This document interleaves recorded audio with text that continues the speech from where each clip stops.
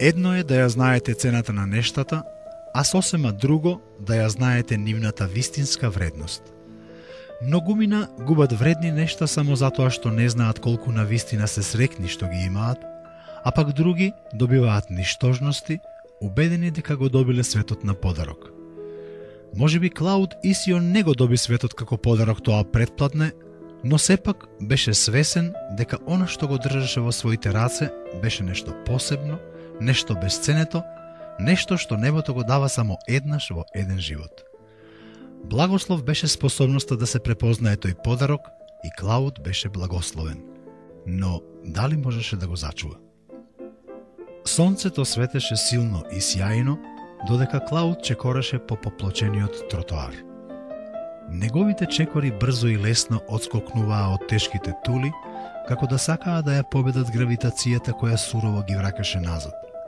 Беше јасно дека Клауд Исион брзаше некаде, а беше уште појасно дека тоа некаде е премногу важно за доттаму да се стигне полека. Со еден поглед на ова момче, човек можеше да забележи дека тоа без друго оди некаде каде што треба да пристигне убаво дотеран и да остави пријатен впечаток. Неговото свежо испеглано палто стоеше совршено на исправеното момче, а сините панталони со остро нагласени рабови ги истакнуваа неговите прави нозе. Земено во целина, појавата на Клауд предизвикуваше внимание кај минувачите, а тоа беше нешто што покажуваше дека го направил вистинскиот избор.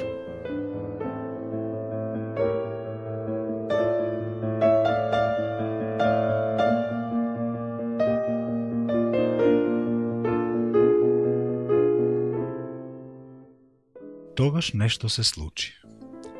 Нешто сосема поинакво од она што вообичаено ги дразнеше моите уши.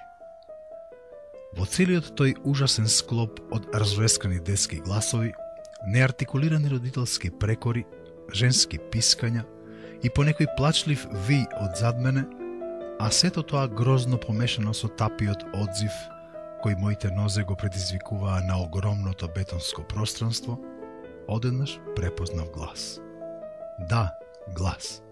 Не обичен, не било каков, не еден од оние гласови кои асоцираат на човечки говор, ни случајно еден од оние гласови кои предизвикуваат мачнина или сонливост, но глас песна, симфонија, созвучие од наигривите повици на младоста, шаренило од сетилни напади на мојата свест.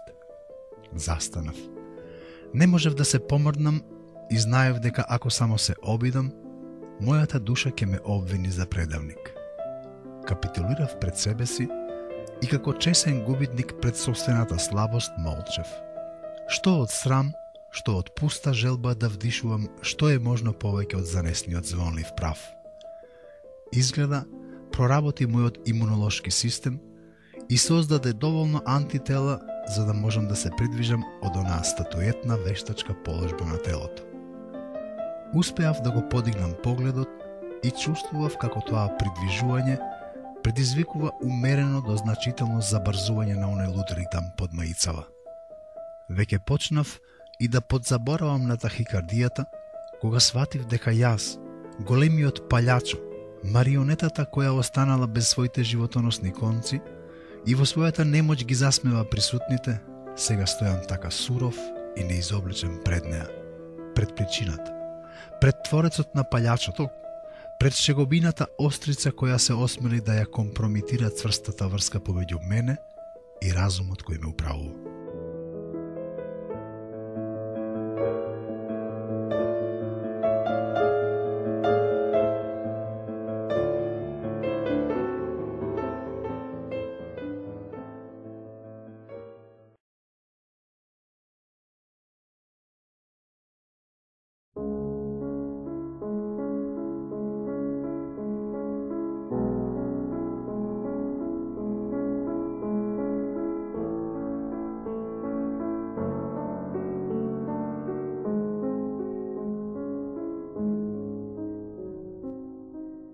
Да, така било тогаш.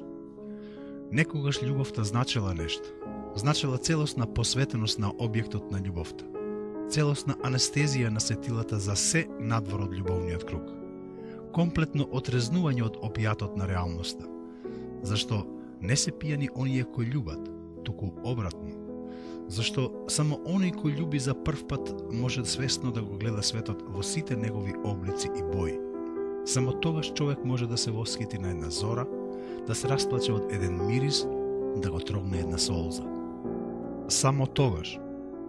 На крајот, само оној кој љуби може да се нарече човек, зашто човек е лик на Бог, а Бог е љубов.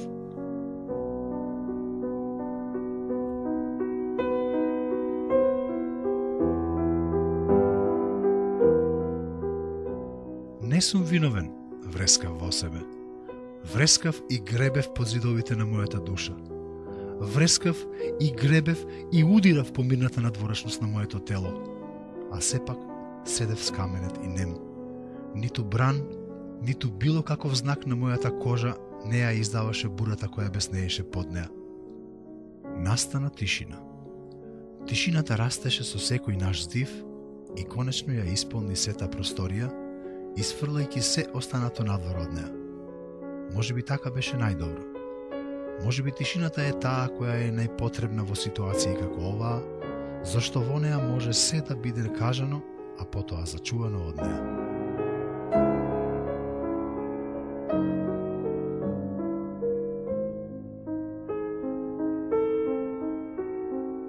Клауд остана сам во големиот парк веднаш до плажата. Сам до големата клупа пред која беше паднат на коленици. Го немаше повеќе професорот, ниту Роланд, ниту Грамон. Ја немаше повеќе ниту Лаура, го немаше ниту Клауд.